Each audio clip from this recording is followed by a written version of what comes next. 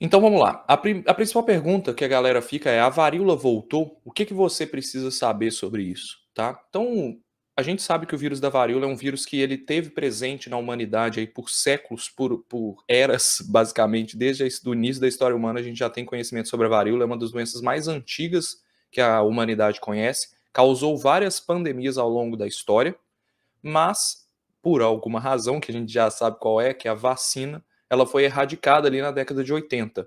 Então, a varíola humana é uma doença que causa uma série de complicações, ela tem uma sintomatologia que causa bolhas que estouram, né?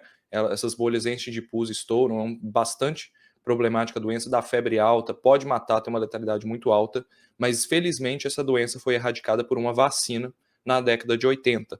Essa erradicação da varíola, ela é excelente, que a gente não tem que conviver mais com essa doença, que era exclusivamente humana, mas existem outros parentes do vírus da varíola, que são, por exemplo, o chickenpox, tá? O vírus da varíola chama smallpox. Tem o chickenpox, o monkeypox. Então, o chicken é a varíola aviária, vamos dizer assim, a varíola de galinha. Tem a varíola dos macacos, que é o monkeypox, que na verdade só é chamado de varíola de macaco, porque a primeira vez que o vírus foi encontrado na natureza, ele foi encontrado em macacos que estavam sendo usados em pesquisa. Não estava tendo um surto de algo muito parecido com varíola em macacos em 1958, e aí eles tentaram isolar o vírus e era um vírus diferente do vírus da varíola humana. Então aí começou a se falar da varíola de macaco. Mas na verdade, o vírus da varíola de macaco não vem dos macacos.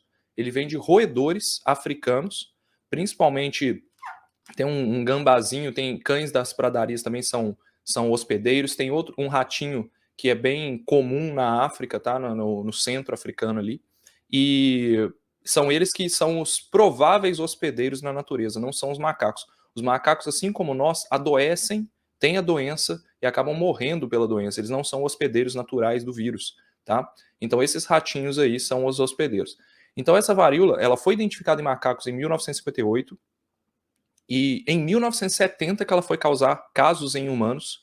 E esses surtos, eles estão aumentando ao longo do tempo, até culminar no que a gente está vendo hoje, que devido à velocidade da informação, devido à era da informação que nós estamos vivendo e também à era das viagens, né, viagens aéreas entre países, isso está se espalhando com uma velocidade muito grande. Então a gente tem que ficar de olho nisso, porque é uma doença potencialmente letal para seres humanos também, e aí a gente vamos entrar mais a fundo nessa história, tá bom? Então vamos dar uma posição nessa história. Vamos dar uma posição nessa história. A gente já sabe que o vírus da varíola ele circula na África em geral, assim, na parte central africana ali, principalmente na África Ocidental também. Você tem ali surtos acontecendo principalmente em Nigéria, República Democrática do Congo, tá? Teve surto na Gâmbia também. Então esses países, eles sempre estão tendo surtos de varíola de macaco. Por quê? Nesses países é comum que a população, principalmente a população rural, ela se alimente de animais como roedores, esquilos, que são portadores do vírus na natureza. Então essas pessoas estão sempre em contato com esse vírus. Então esses surtos estão sempre acontecendo por ali. E na Nigéria estava tendo um surto, um paciente voou da Nigéria para o Reino Unido, sem saber que estava infectado, obviamente, senão não tinha voado, muito provavelmente os sinais aparentes, eles impedem a pessoa de tomar qualquer decisão, assim, é bem aparente mesmo, e você consegue ver que a pessoa está com varíola por causa das bolhas que se formam, principalmente na face, tá bom? Então uma pessoa, sem saber que estava infectada, voou para o Reino Unido, e foi detectado um primeiro caso aí no dia 7 de maio. Dia 7 de maio, o Reino Unido detecta o primeiro caso importado. Até aí tudo bem, porque sempre aconteceu esse tipo de situação no mundo. A gente sempre teve importação de casos de varíola de macaco da África e de outros países, tá? Então até aí não tinha nada demais. Só que isso escalou muito rápido. Em uma semana, e aqui começa a mudar a história. Em uma semana, dia 14/5, o Reino Unido ele detecta mais 2 casos em pessoas da mesma casa que não tiveram contato com o caso original. Então essas pessoas não puderam ser rastreado o fato delas terem contato com esse paciente que veio da Nigéria. Isso abre um alerta absurdo nas autoridades de saúde. Espera aí, então quer dizer que a gente está deixando o vírus circular sem conhecimento. As pessoas estão andando e circulando o vírus sem a gente ficar sabendo, porque pessoas que nunca tiveram contato tiveram o vírus. Passa 2 dias, tem mais 4 casos, nenhum desses casos teve relação entre si, o que sugere que o vírus já está em transmissão comunitária. Ele está sendo transmitido humano a humano, algo que era muito raro, que estava sendo visto, que estava começando a acontecer, tá? Porque o vírus da varíola de macaco, ele não é um vírus específico do ser humano. Então ele tem que mutar, ele tem que adquirir mutações capazes de ser transmitido entre pessoas. E isso parece ter acontecido aí ao longo dos anos em que ele foi circulando na África. E isso tem muita relação com a questão da erradicação da varíola, tem muita relação com a ascensão do HIV na África, a imunodeficiência da população, tá? E ele encontrou então esse ambiente para conseguir adquirir essas mutações e ser capaz de transmitir do humano a humano. A gente não tem a confirmação definitiva, mas existem evidências fortes de que ele já é transmissível entre humanos, tá? Esse é o primeiro passo. Se vocês assistiram o vídeo da próxima pandemia que eu trago esse assunto, de vírus com potencial pandêmico, ser transmitido de humano a humano é o primeiro passo para a gente estabelecer uma epidemia. O segundo seria ele ter várias mutações capazes de se tornar mais transmissível, né? Adquirir capacidade de saltar entre humanos com muito mais afinidade, e aí vocês veem o vídeo lá para vocês entenderem qual que é o terceiro passo, beleza? Mas fato é que o vírus adquiriu essas mutações e tá aí, parece ser capaz de ser transmitido em algum grau para seres humanos, tá bom? Que apareceram 4 casos em 16 do 5. E em 18 do 5, 2 dias depois, mais 2 casos. Então o Reino Unido está havendo um surto de varíola de macaco. Ele alerta a OMS ali por volta do dia 13, dia 18 a OMS solta um alerta para o mundo, só que o CDC americano já estava observando esse surto antes da OMS soltar alerta e já estava bastante preocupado, tá? Tem uma frase, até separei aqui, o livro tá de novo aqui, né? Contágio. Tem um cara dentro desse livro aqui que o David Quammen entrevista, que ele chama Donald Burke. Ele é virologista lá da Universidade de Pittsburgh, nos Estados Unidos.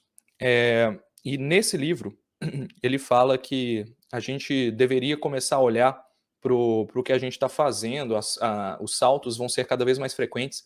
E esse cara também, em 2005, depois que teve o surto, a epidemia de SARS, né, 2003 lá na China, na Ásia, né, ele fala que a gente teria um novo coronavírus, que a SARS poderia voltar mais forte se esse vírus fosse mais transmissível.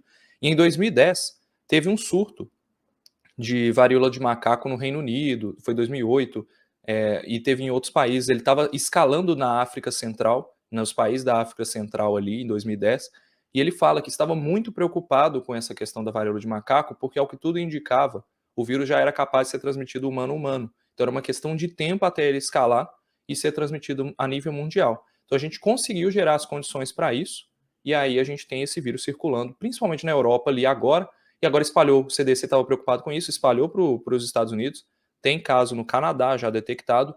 Então a gente vê que os países do mundo estão detectando essa varíola de macaco, né? Porque eles têm a melhor vigilância de todas. Você não está vendo países em desenvolvimento detectando esses casos porque o sistema de vigilância deles ainda está despreparado. Muito provavelmente esses casos já estão acontecendo e a gente só não registrou eles no sistema ainda, tá? Não dá para saber se a gente já tem caso no Brasil. Se o vírus é transmissível como ele parece ser, a gente já deve ter casos no Brasil. A gente só não está vendo isso no sistema ainda, beleza? Então, isso está escalando bastante rápido. Varíola dos macacos sobe para 7 o número de casos no Reino Unido, agora já são 9, tá? Portugal identifica 5 casos de varíola dos macacos, Espanha tem 23 suspeitos, na Espanha teve alguns confirmados. Esses suspeitos são muito característicos porque o sintoma da varíola é muito característico, tá? É muito difícil de você errar um diagnóstico. Você pode até confundir com herpes zoster, por exemplo, que também dá umas bolhas, mas é muito distinto os sinais. As bolhas começam principalmente na face, espalham pelo corpo. No caso da varíola de macaco, começam na face, espalham pelo corpo, vão na palma das mãos, o que não é muito comum na varíola humana tradicional, e vão até a genitália, tá? No homem e na mulher. Então parece que na Europa muitas pessoas estavam indo até clínicas de tratamento de doenças sexualmente transmissíveis, de infecções sexualmente transmissíveis, e eles estavam vendo que pessoas muito promíscuas, com comportamento de ter sexo com vários parceiros, elas estavam apresentando esses sintomas e, primeiramente, foi associado a alguma coisa ali de sexualmente transmissível. mas hoje a gente sabe que é a varíola de macaco, que ela não é exclusivamente sexual, ela não é transmissível exclusivamente pela via sexual, ela é transmissível principalmente por contato com pessoas infectadas, por gotículas, tá? Ainda há uma discussão se ela é transmitida por aerossóis, o que também seria um problema se fosse, beleza? Então, existe toda essa história, o negócio está escalando rápido, e o fato da Espanha ter 23 suspeitos só mostra que isso já está circulando há um bom tempo, porque o vírus da varíola de macaco tem um período de incubação, que é o momento que você se infecta, até o momento que ele começa a gerar os sintomas, de mais ou menos 10 a 14 dias. Se tem 23 suspeitos, esses casos já aconteceram há 10 dias atrás, a transmissão já ocorreu na Espanha há 10 dias atrás. Então, o que vai virar isso daqui para frente? Tem muito estudo mostrando que o vírus da varíola de macaco, ele tem capacidade de gerar epidemia. Ele tem um R0, aquela taxa de transmissão que a gente aprendeu com o coronavírus, é maior de 1, maior do que 1. Então, se a gente não controlar a doença, ela se espalha, tá? Não é à toa, por exemplo, que a varíola humana, mesmo tendo uma imunidade, quando você pega a varíola e não morre, você fica com a imunidade a vida inteira, isso explica por que ela durou tanto tempo na humanidade. É lógico que não é a mesma doença, mas elas são muito semelhantes, tá? Então, após a Europa, Estados Unidos confirmam o primeiro caso de varíola dos macacos, a Itália identificou o primeiro caso de varíola de macaco, e cada vez mais, se a gente olhar essas notícias, cada vez mais a gente vai ver novos países detectando. É uma questão de tempo até detectarmos isso no Brasil, na América Latina, tá? Então não se assustem, vamos entender um pouco mais. Já aconteceu no Japão, não sei, o pessoal está perguntando aqui, tá? Vamos falar de tratamento, o que está rolando. Não há pandemia próxima, então vamos esclarecer com calma, porque primeiro a gente fala o que está acontecendo, sendo bem franco, e depois a gente estabelece o que tem que ser feito a partir daí. Beleza? Esse é o meu ponto aqui, eu acho que a gente tem que falar as informações sem criar sensacionalismo, beleza? É isso que está acontecendo no mundo hoje, pelo menos é isso que eu consegui garimpar aqui até 12 horas atrás, que é quando eu parei de fazer essa live.